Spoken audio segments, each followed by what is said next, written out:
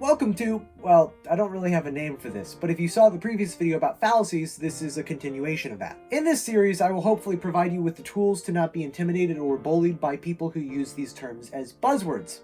Especially since, and as this video will exemplify, a lot of these people are just making things up, and I don't mean just pretending to know what they're saying, no. Very controversial fact, false equivalence isn't a thing. It isn't really some academic fallacy. It has no logical value and you will never hear it outside of politics because it was created by politicians and internet pundits to ignore valid comparative arguments or to otherwise hide their inability to refute comparative arguments. Now, obviously that seems absurd. I mean, look, here it has a Wikipedia page and is listed on a very philosophical seeming website dedicated to fallacies. Surely it has to be a thing. You would think that, wouldn't you? Let's test the waters with something you'll have a little less bias towards. Appeal to definition. It's a lesser known fallacy, and if you can't tell where this is going by the quotes there, this too was completely made up. If you Google it, you will find 2 search results mentioning it by name, a third if you Google argument from dictionary. Let's start with this one and go ahead and look down here at references. This is an original logical fallacy named by the author. Wait a minute, you're telling me people could just make things up on the internet? For the sake of transparency, it goes on to cite a source for victory by definition, but the issue is it never references this in the article.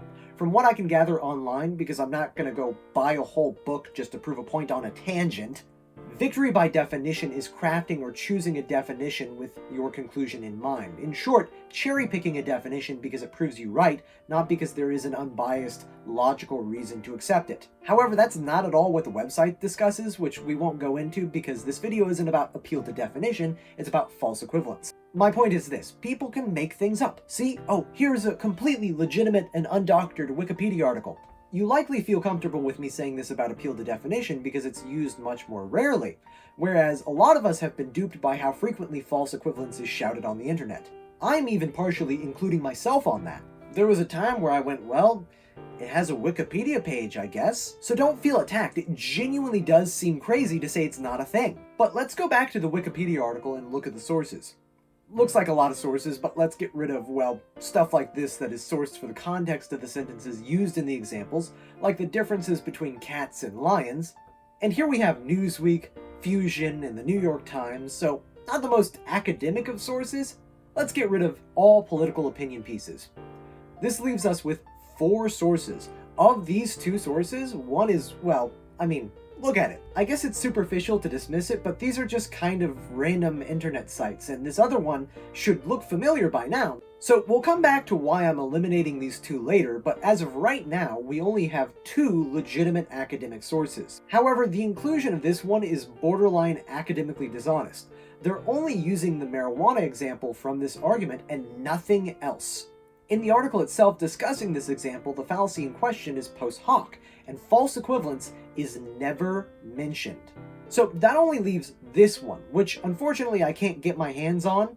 Now, there's a lot I could say here. I could literally judge a book by its cover. I could dig deeper into the authors because I can't find one and the other seems to teach at a community college. Which I'm not saying to put them down, I shout at my iPhone in front of a bed sheet up in an attic.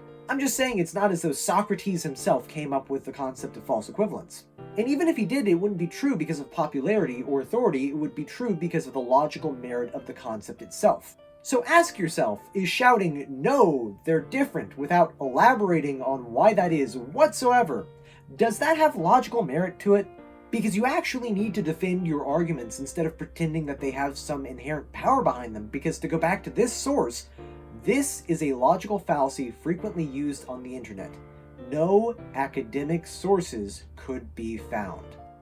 So, end of video, right? Well, no.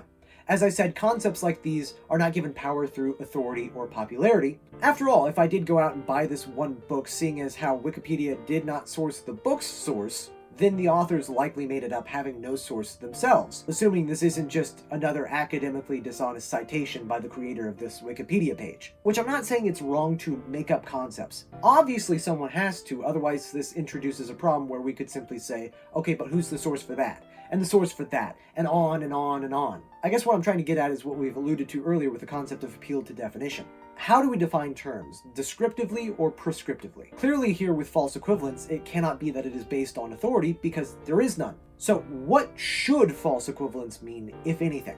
Is there a logical foundation for the internet's favorite buzzword, false equivalence? Short answer, no. Of course not. We could argue that there is some proper use to be found here, but definitely not as the internet uses it, and not in any meaningful way regardless of use, and I'll explain at the end of the video what I mean by that. But first, let's start with the alleged definition and its characteristics.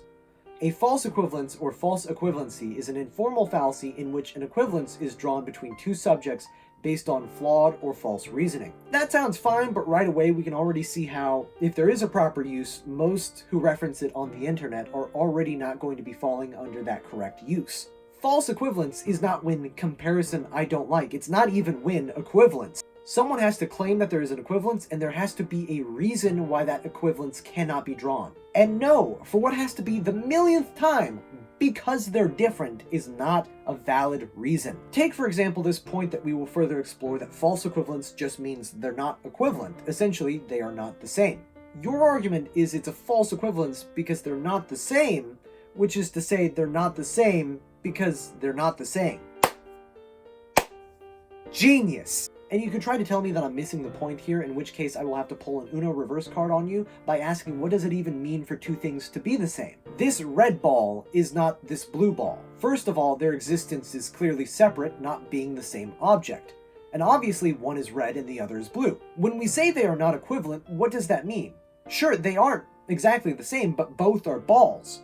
If you told me gravity would act on both equally because they are the exact same shape, with the exact same mass, in the exact same environment, imagine how annoying it would be if I just went, but they're different. Yeah, but they're not different in any meaningful way for the specific context of this argument. It isn't enough for things to be different. It's a self-defeating idea, after all. If you can't compare different things, how are you going to make an inductive argument? That's what inductive reasoning is. So we can't believe that false equivalence is an informal fallacy if it would have us believe that there is no proper use of inductive reasoning that we can juxtapose improper use. Do they have to be the same down to the atom? That's already statistically near impossible. And without diving into quantum mechanics, the truth is it's not possible at all. When we talk about things in a meaningful way, generally we're using categories and speaking in terms of characteristics. These are both balls. They are both round, they are the same in that regard, but they are different in others.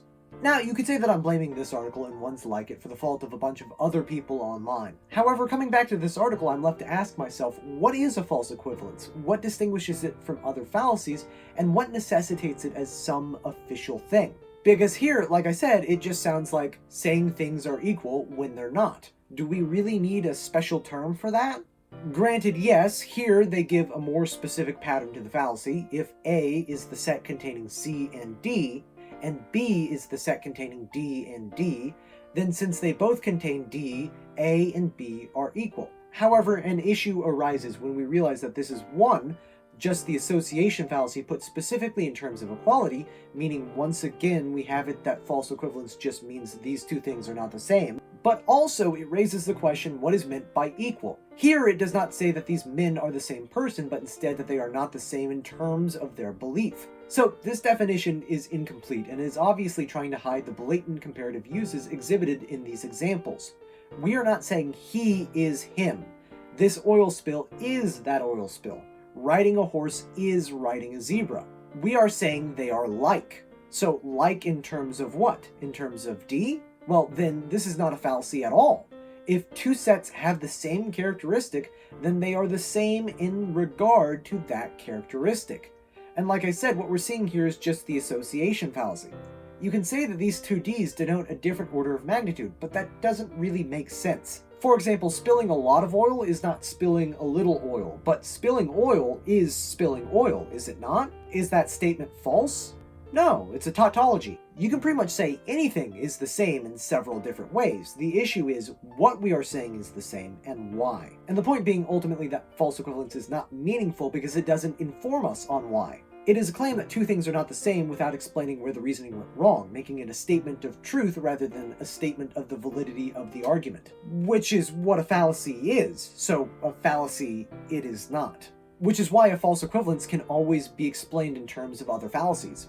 Here, comparing a reasonable claim to one of a greater magnitude is a Mott and Bailey fallacy, and this is post hoc, not false equivalence. We can try to ignore the lack of sources. We can stick our heads in the sand about the circularity, the ambiguity, and the overall culture surrounding this internet buzzword. But here we have it that this phrase is literally just used in lieu of actually understanding what's wrong with an argument. It hasn't just become a catch-all. It seems as though from these examples, that is all it can ever be. So here we have it at best that it's a buzzword with minimal proper usage. But again, it's not based on any authority, it's not speaking to the reason behind an argument, and it's redundant given that we will always be able to explain it in terms of other fallacies. Simply put, false equivalence is not a thing.